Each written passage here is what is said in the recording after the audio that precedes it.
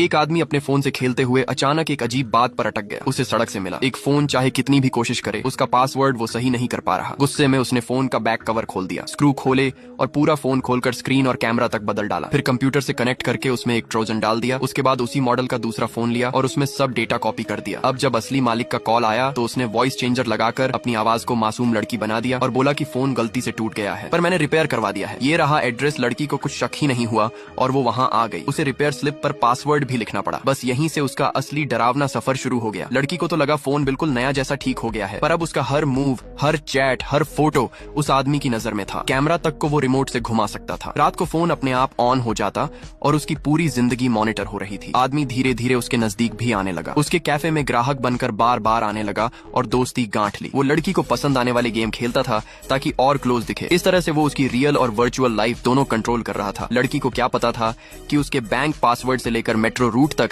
सब उसकी फाइल में लिखे जा रहे हैं। यहाँ तक कि उसके ऑफिस की सीक्रेट बातें और सोशल मीडिया के छोटे अकाउंट तक आदमी ने सब निकाल लिया। फिर उसके सबसे करीबी रिश्तों की लिस्ट बनाई और हर किसी को टारगेट किया। उसकी फाइल पर उसने 9 लिखा, यानी ये उसका 9वां शिकार था। लड़की का बॉस जो उसे प्रमोशन और इंक्रीमेंट दिलाने वाला था, उसके साथ की बातें भी रिकॉर्ड हो गईं और दूसरी तरफ वो आदमी चोरी छिपे उसके घर में घुसने लगा। उसे पता चला कि लड़की को कॉन्सर्ट टिकट चाहिए तो उसने ब्लैक में खरीदकर सस्ते में उसे दिया ताकि और भरोसा जीत ले। लड़की के पिता को हालांकि उस पर शक हुआ। उन्होंने बेटी को समझाया और उसके पास रहने का प्लान बनाया, लेकिन ये बात सुनकर आदमी ने फैसला कर लिया कि पहले पिता को रास्ते से हटाना होगा। उसी रात पिता को बेटी के नाम से एक लिंक आया। बेटी ने कहा कि ये लोकेशन शेयरिंग ऐप है ताकि आप टेंशन मत लो। वो बेझिझक डाउनलोड कर बैठे। फिर अचानक उनके दरवाजे पर पार्सल का मैसेज आया। जैसे ही उन्होंने दरवाजा खोला, पीछे से उस पर हमला हो गया। ये उनकी आखिरी रात साबित हुई। दूसरे दिन लड़की की बेस्ट फ्रेंड उसके घर रुकी। दोनों देर रात तक रूफटॉप पर बैठकर ड्रिंक करती रहीं, लेकिन सुबह अलार्म नहीं बजा और दर्जनों मिस्ड कॉल आ चुके थे। ऑफिस चैट ग्रुप में उसकी पर्सनल बातें और कंपनी के सीक्रेट वायरल हो चुके थे। सोशल मीडिया पर उसे ट्रोल किया जाने लगा